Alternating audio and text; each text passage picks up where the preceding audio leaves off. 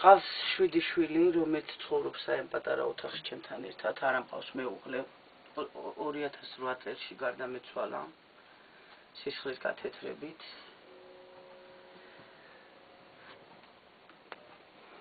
სწავლობენ ყველა აბსოლუტურად. ორმა დაამთავრა შარშან 9 კლასი და მე ვეღარ ვასწავლე. იმიტომ რომ გადასახადი იყო 150 ლარი თვეში და ვერ გადავიხადე ის თანხა, იმიტომ რომ ბევრი რამე ჭირდებათ ეხლა გოგოს მოზარდები არის მაინც. რა ვიცი, მარტო კავარ და რავი, როგორ უნდა გავუწვე ეხლა ამდენი მას ბავშვებს, მე თვითონაც აზრზე არა ვარ. ძალიან მაგრად გვიჭერს ყველანაირად. ბავშვები ხან რომელ მეზობლებთან დარბიან, ხან რომელ მეზობლებთან რომ ფერადად უყურონ ტელევიზორს. ფერად ტელევიზორი ხან მოგეხსენებათ არა გვაქვს. რომელიღაც წელში 2007 იყო თუ რაღაცა შევიტანე იმაზე, რა ქვია, წალკაში ვცხოვრობდით. ბერძნების სახლში, იმიტომ რომ სხვაგან არ აქვს საცხოვრებელი ადგილი და 4 წელი ეს ბავშვები ვაცხოვრე იქ ჩემი მეუღლესთან ერთად. იქ გაჭირვებაში, აი კარტოფილში დადიოდნენ ბავშვები და სამათხოვრთა ჰქონდათ იქაც საქმე. მე რახან გავიგეთ ეს სიღარიბის ზღვარს მიღმა არსებობსო, იქ შევიტანეთ როგორც იქნა განცხადება, მოვიდნენ და 44,000 ქულა მოგცეს. იქიდან მე ხა როგორც ჩემი მეუღლე დაავადმყოფდა და ჩამოვიყვანე აქა, ეს ბავშვები იქ იყვნენ საცოდავად მიტოვებულები, მე იმასთან ვიყავი ავადმყოფოში.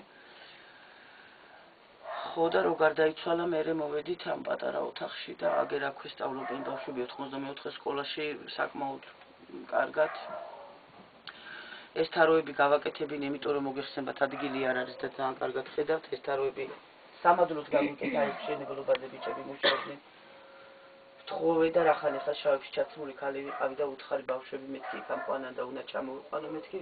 გააკეთეს აი ეს თაროები და მასალის ფული გადავიხადეთ მარტო 65 ლარი და დანარჩენი თვითონ იმათმა გააკეთეს.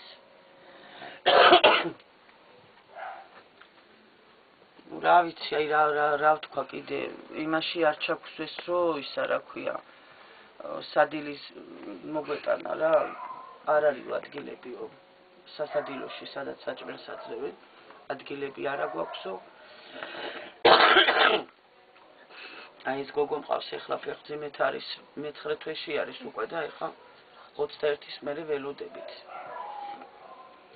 არ ვიცი, ესე იგი, აი აბსოლუტურად არაფერი არ გამაჩნია რა და ეხლა არ ვიცი, ეხლა მე თვითონ რომ ვერავს უთქავ და ვიხჩობი ასწლიანი ვარ და ეს ბავშვიც იქ აწევს და იქ დაიხჩობა, ხო იგუდება ბავშვი. ძალაუნებურად ღამის 2 საათამდე გარეთ ვსხედვართ ეზოში.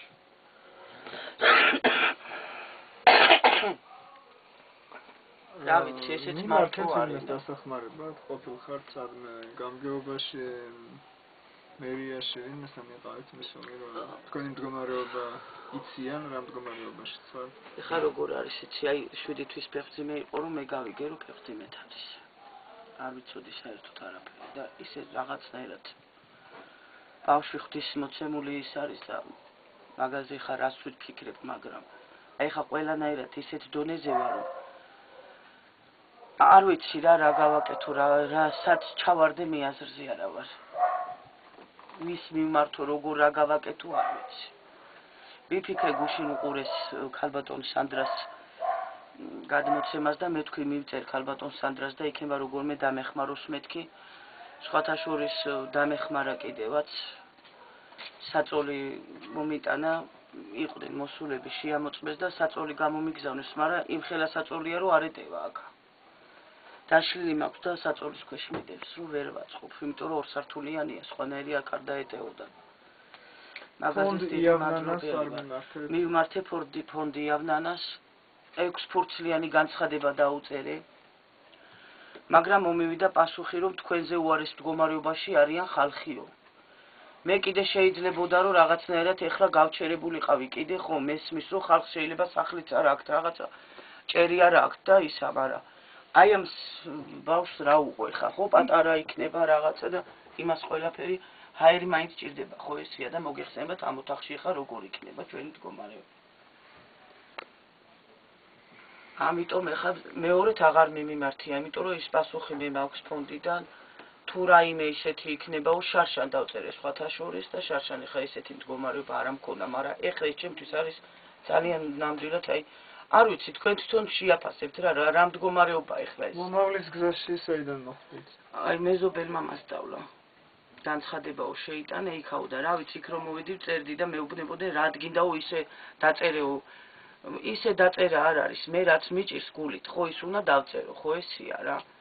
ჩემთვის ყველაზე დიდი გასაჭირი ეს არის, რომ აი ახლა ეს ბავშვი ესეთ მდგომარეობაში მყავს.